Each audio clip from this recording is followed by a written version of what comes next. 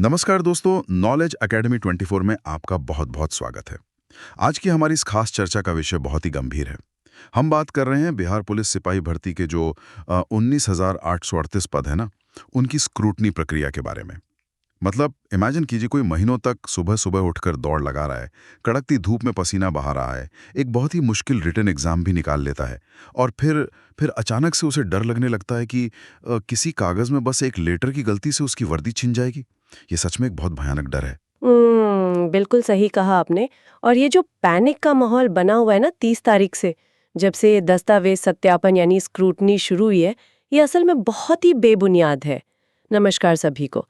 देखिए, प्रशासन का जो पूरा ढांचा है ना, वो किसी को बेवजह बाहर निकालने के लिए नहीं बनाया गया है। हाँ, वही तो।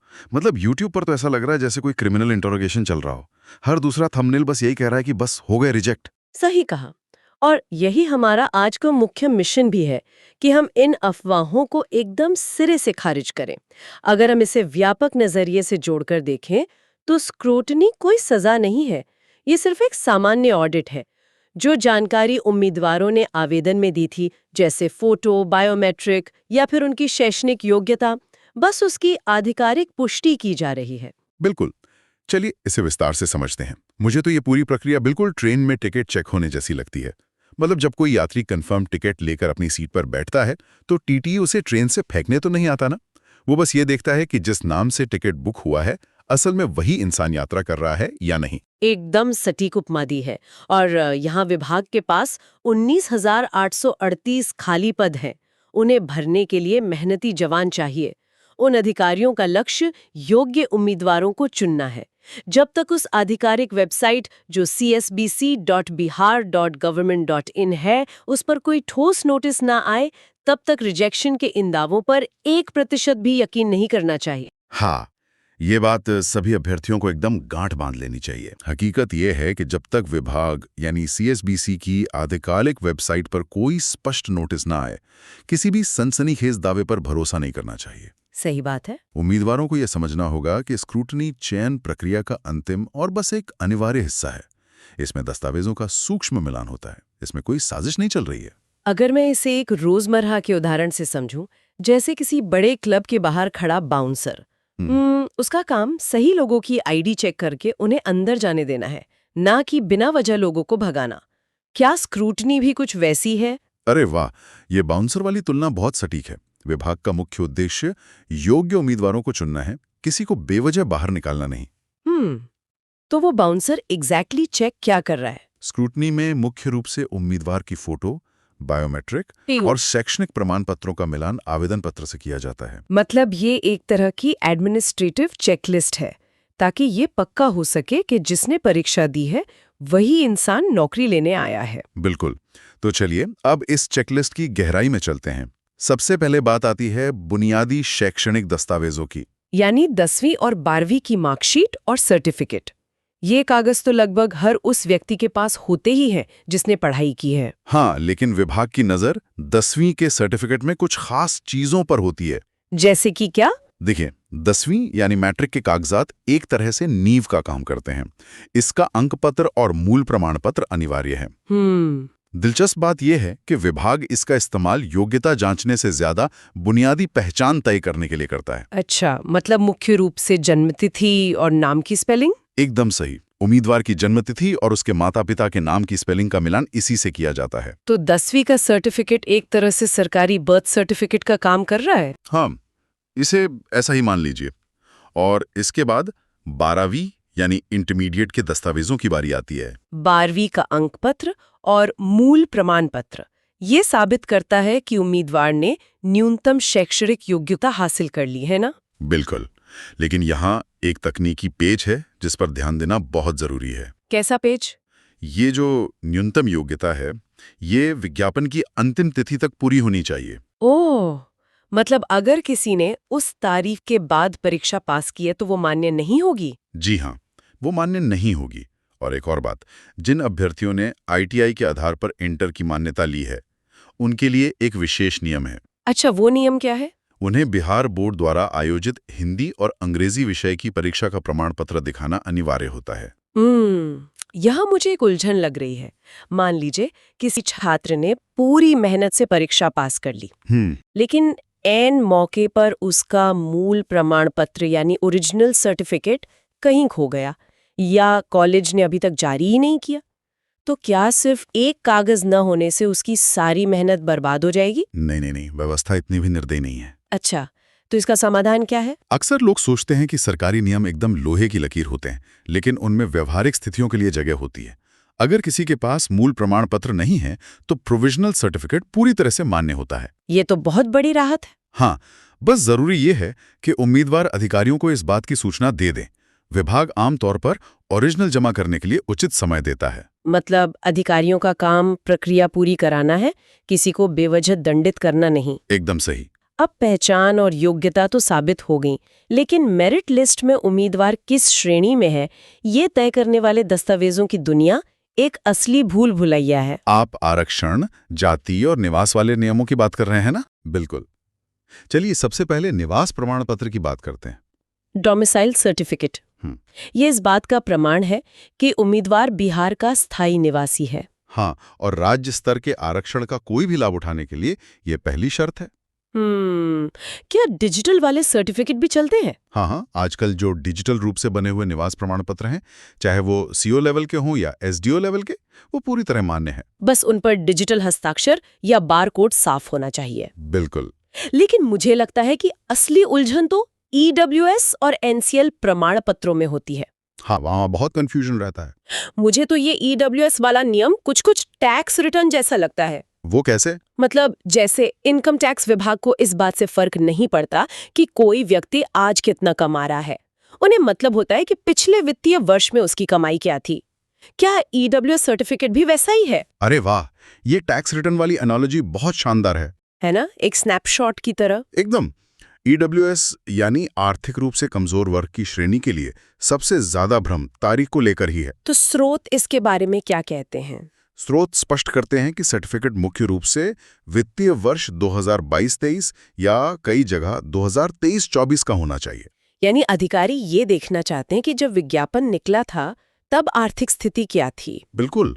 अगर कोई आज गरीब नहीं है लेकिन उस समय था, तो उसे उस समय के सर्टिफिकेट के आधार पर ही आंका जाएगा। और हाँ, विभाग की मोहर और हस्ताक्षर एकदम स्पष्ट होने चाहिए। और एनसीएल यानी नॉन क्रीमी लेयर का क्या नियम है? मैंने सुना है कि इसमें अगर सर्टिफिकेट पुराना हो जाए तो लोग रिजेक्ट हो जाते हैं। नहीं, ये एक और बहुत बड़ी गलतफहमी है। अच्छा, तो सच्चाई क्या है? देखिए, एनसीएल पिछड़ा वर्ग और अत्यंत पिछड़ा वर्ग के लिए है। परिपत्र 15,440 के तहत यदि सर्टिफिकेट 1 साल से ज्यादा पुराना है तो उसे रिजेक्ट नहीं किया जाता। तो फिर क्या करना होता है? उम्मीदवार को एक फॉर्म 18B, जिसे फॉर्म रोमन 18B भी कहते हैं, भर कर देना होता है। फॉर्म 18B, तो इसे बनवाने के लिए भी किसी मजिस्ट्रेट या दफ्तर के चक्कर काटने पड़ते होंगे? नहीं, यही तो इस सिस्टम की अच्छी बात है। यह एक स्वघोषणा पत्र है। अच्छा, सेल्फ डिक्लेरेशन। हाँ, इसका फॉर्मेट अक्सर नोटिफिकेशन में ही दिया होता है। बस प्रिंट निकालिए, अपनी कलम से भरिए और साइन कर दीजिए। इसमें उम्मीदवार कानूनी रूप से घोषणा करता है कि पिछले 1 साल में इसकी आर्थिक स्थिति में कोई बड़ा बदलाव नहीं आया है। एकदम सही।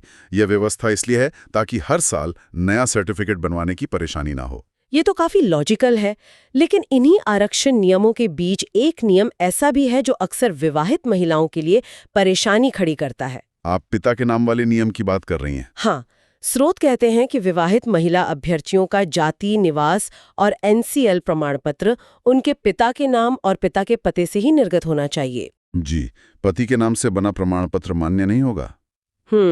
ये बात थोड़ी अजीब नहीं लगती? शादी के बाद तो समाज मानता है कि महिला पति के परिवार का हिस्सा हो गई है, तो फिर सरकारी कागज पिता के घर के क्यों? देखिए, सुनने में अजीब लग सकता है, लेकिन यह हमारे संविधान के मूल सिद्धांतों का कानूनी आधार है। वो कैसे? आरक्षण का लाभ किसी को उसकी जन्मजात सामाजिक स्थिति के आधार पर मिलता है, उसकी वैवाहिक स्थिति पर नहीं। मतलब जाति और वर्ग जन्म से तय होते हैं। बिल्कुल। एक महिला जिस जाति में जन्म लेती है वो शादी के बाद नहीं बदल जाती। अगर कोई सामान्य वर्ग की महिला किसी आरक्षित वर्ग के पुरुष से शादी कर ले तो उसे आरक्षण नहीं मिल जाएगा। और इसका उल्टा भी सच है। अगर आरक्षित वर्ग की महिला सामान्य वर्ग में शादी कर ले तो उसका हक छिनता नहीं है। एकदम सही। इसीलिए कानूनी तौर पर यह जरूरी है कि प्रमाण पत्र महिला के पिता के मूल निवास और जाति के आधार पर बने हों। लेकिन अगर किसी ने गलती से पति के नाम या पते से बनवा लिया हो तो क्या सब खत्म? नहीं, ये बस एक तकनीकी समस्या है।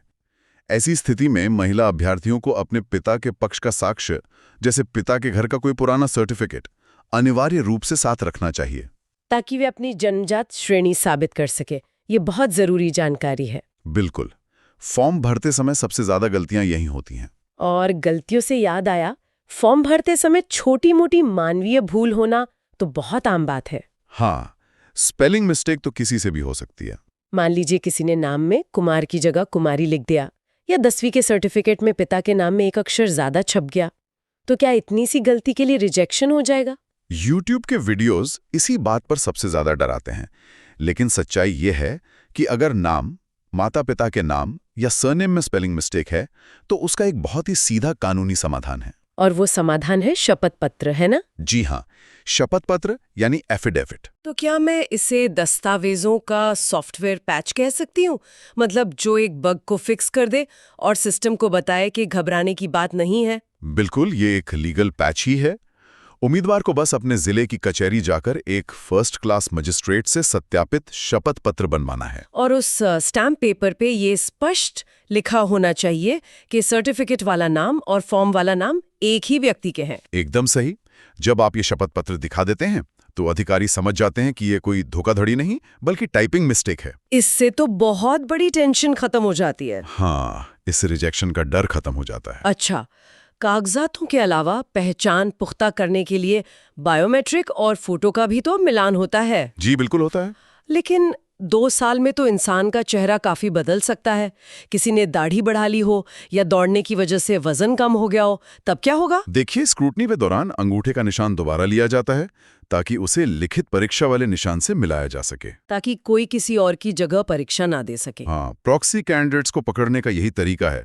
और चेहरे में बदलाव की बात है तो विभाग भी समझता है कि समय और मेहनत से चेहरा बदल सकता है। तो अगर फोटो पूरी तरह से मैच नहीं भी करती है तो घबराने की जरूरत नहीं है। बिल्कुल नहीं। वहां बैठे अधिकारी अन्य दस्तावेजों जैसे आधार कार्ड या परीक्षा के एडमिट कार्ड की मदद से पहचान की पुष्टि कर लेते हैं। एक और बहुत संवेदनशील मुद्दा है चरित्र प्रमाण पत्र और पुलिस केस के बारे में। हाँ, ये भी एक बड़ा सवाल रहता है उम्मीदवारों के मन में। कई बार गांव में जमीन के छोटे मोटे विवाद या पड़ोसियों से झगड़े में एफआईआर दर्ज हो जाती है। अगर किसी उम्मीदवार का नाम उसमें आ गया तो क्या पुलिस में जाने का सपना वही टूट जाएगा? देखिए, ऐसा बिल्कुल नहीं है कि किसी के नाम पर एफआईआर होने से वो अपराधी साबित हो जाता है। जब तक दोष सिद्ध ना हो, व्यक्ति निर्दोष है। हाँ, तो ऐसे में उम्मीदवार को क्या करना चाहिए? सबसे बड़ी कुंजी है पारदर्शिता। अगर किसी पर कोई केस चल रहा है तो उसे ये बात छुपानी नहीं चाहिए।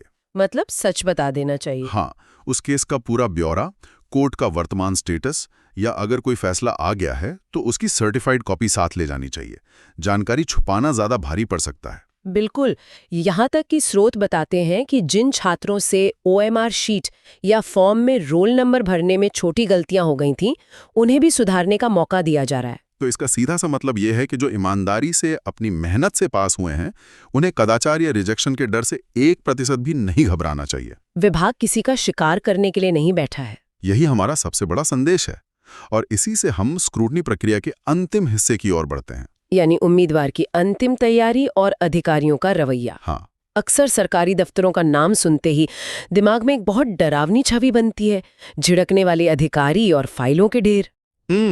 लेकिन इस स्क्रूटनी के बारे में फीडबैक बिल्कुल अलग है। अच्छा, तो कैसा माहौल रहता है वहाँ?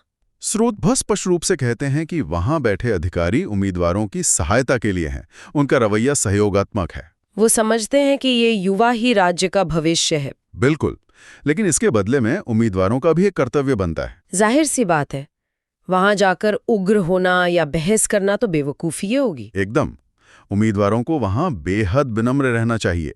जो भी सवाल पूछे जाएं उनका साफ और सीधा जवाब देना चाहिए। और शांति बनाए रखना भी जरूरी है। हाँ, शांति से अपनी बारी का इंतजार करना चाहिए। तो अगर हम उन युवाओं के लिए एक अंतिम चेकलिस्ट तैयार करें जो अगले कुछ दिनों में स्क्रूटनी सेंटर जाने वाले हैं, तो उनकी फाइल में क्या क्या होना चाहिए? देखिए, स्रोत एक फूल प्रूफ चेकलिस्ट देते हैं।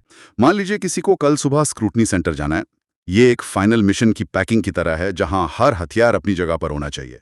तो सारे मूल प्रमाण पत्र, हर प्रमाण पत्र की 3 सेट फोटोकॉपी, 8 से 10 नई पासपोर्ट साइज फोटो, पहचान पत्र और मूल एडमिट कार्ड। एक बात बताइए, ये 3 सेट फोटोकॉपी की क्या जरूरत है? क्योंकि फाइलें अलग-अलग विभागों और डेस्क से होकर गुजरती हैं। एक सेट स्थानीय रिकॉर्ड के लिए, एक हेडक्वार्टर के लिए और एक ऑडिट के लिए रखा जा सकता है। अगर उम्मीदवार पहले से 3 सेट बनाकर ले जाएंगे तो वहां सेंटर पर अफरा-तफरी नहीं मचेगी। हाँ, ये बात तो है। और फोटो के लिए तो मैंने स्रोत में पढ़ा कि कोशिश करनी चाहिए कि वही शर्ट पहनकर नई फोटो खिंचवाएं जो फॉर्म वाली फोटो में थी।